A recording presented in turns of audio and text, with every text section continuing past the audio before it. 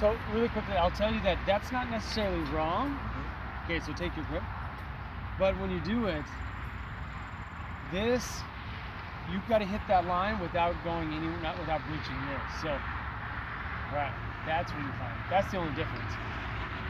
You know what I mean? That way you're not working away from it. So, I don't know. So I try to fix it. And this is how I do it right now. Yeah.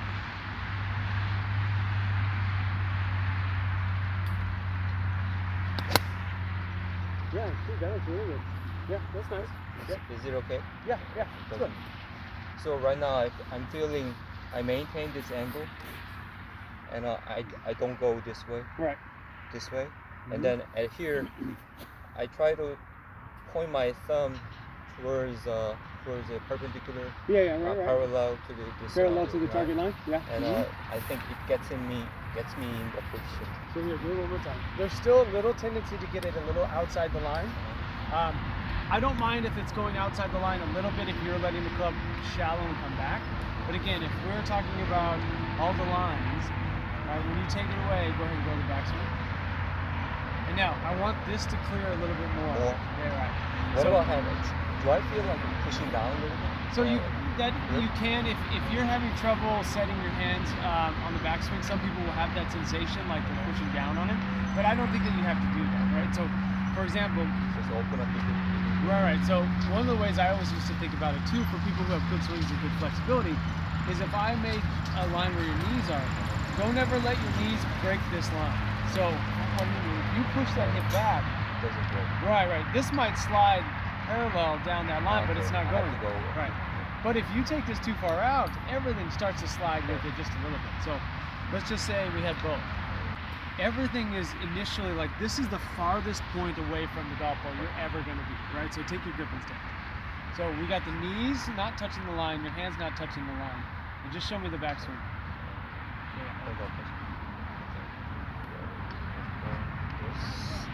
Knees, The reason that my left knee kicks in. Right. So we wanted to kind of slide there, and that's really pushes the hip back. Right.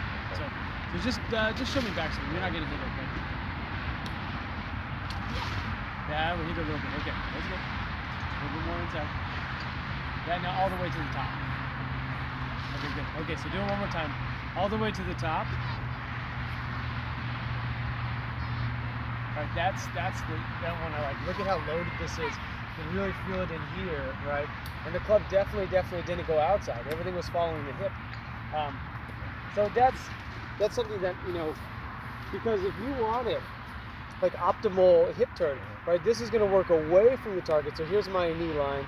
When I go back, I'm working away from that, and this foot's really corkscrewing into the ground, really trying to create some torque. Remember on the downswing, that 45 that we talked about, I want your hips to work down that line and open. If I work this way, I can really use the ground for leverage as I turn. So a lot of tour players are pushing off the ground, going open that way. So don't hit this one, but go to the top. Remember, so this is going to be instantly back. So just backswing. Right, so right there. Now your hips here, right? So now on the downswing, this is going to work that way. That's the perfect.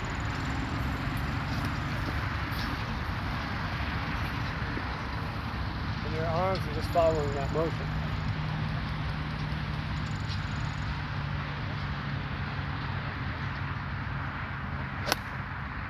I like that. I mean, you weren't making a big mistake a minute ago when you were explaining to me what you're doing. Was it slightly outside the line? Yes, but more so that it was creating width, not that it was a big error. Right? So. Did you? What happened to your plastic one? You'll see a lot of professional players, take it ever so slightly wider to create width, to create a bigger arc and give themselves more room to drop down into it. But if you're taking it wider and the legs and the knees are working into the golf ball, then your hips really have to double back, and that's really hard. So I want the hips to be independent. I want them to really move like they're getting out of the way.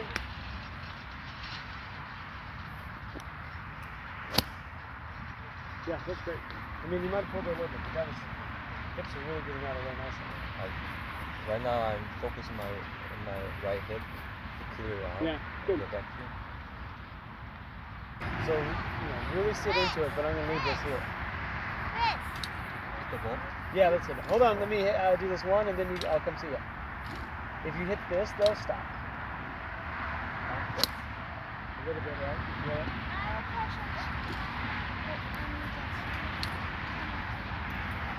Yeah, sure. There you go. That's all I got. So the question then would be, well, why are you moving too far out? Generally because it's starting first. If set up to that one. My hand is starting. Yeah. It's initiating the backswing first. If this was actually moving first, it would turn your shoulders too. Right? Does that make sense? I'll try to So, my hip first. right, so let this go, let this follow, and the hands be the last thing that moves, essentially. That's better. So if you saw it in like a slow motion move, or it would almost be hips sinking, shoulders dragging, golf club whipping, right? Now that still allows the club to stay outside. I go 1, I go 2, and then finally I go 3. The club head's still outside my hands, but it's working around my body. So I'm not getting stuck. This is in front of me.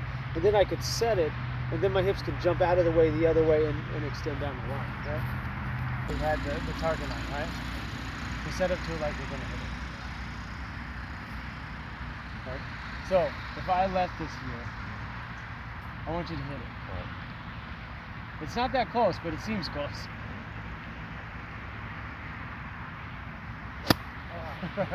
But that's essentially the exaggeration. Right. But it's going to force you down. It's going to force you underneath it. I know what you're trying to do. Yeah. It's scary. I know. I used to do that all the time. I want to do one thing, but go ahead and hit it. I'm curious. I'm going to get it somewhat close. Alright, so set up to that one. It's just as a scare tactic, right? And again, you're not, so everything's doing. Let's put this one. I just want to see it with you. We know that there's something there. You're good. Even if you hit it, it's not going to hurt you. It's okay. Okay, I know that you're going to take that. It's fine. Let's see that one really fast. So do the same thing. Let the hip go, let the shoulder go, let the hands go, and don't touch. If you touch this, stop.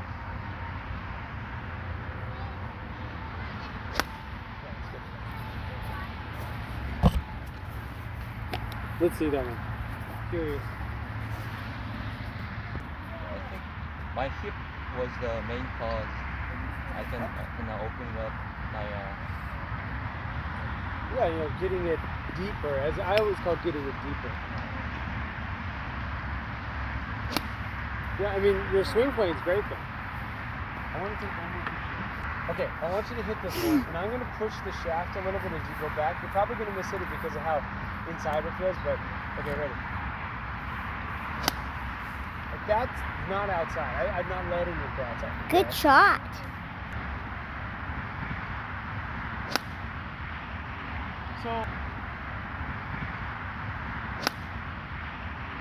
So I'll tell you in the production, it's going to feel like that.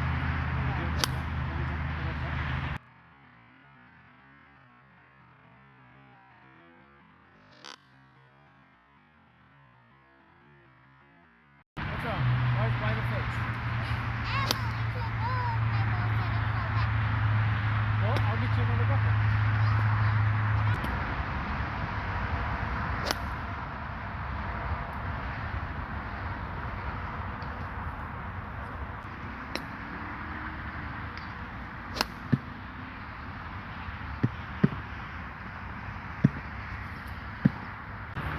What if I just put it set a little bit behind? Sure.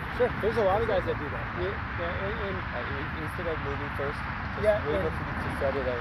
you don't even have to do it to where it's like closing your stance. It's just set back. You're almost into it, and then there's a lot of guys that do that. There's a lot of triggers that people use, to initiate the motion, and some of them will trigger back with the hip. Yeah, it's a good way to do it. I think when I was practicing it, it felt a little bit better. Yeah. Instead of doing this, just preset it a little bit. Yeah, I got. It doesn't interact with your swing plan at all. So. Yeah, I mean, that's just optimizing rotation and not getting your body in or out. So your swing plan can be completely separate from that. So I don't mind that at all. Yeah, it's good. All right, guys, you did good.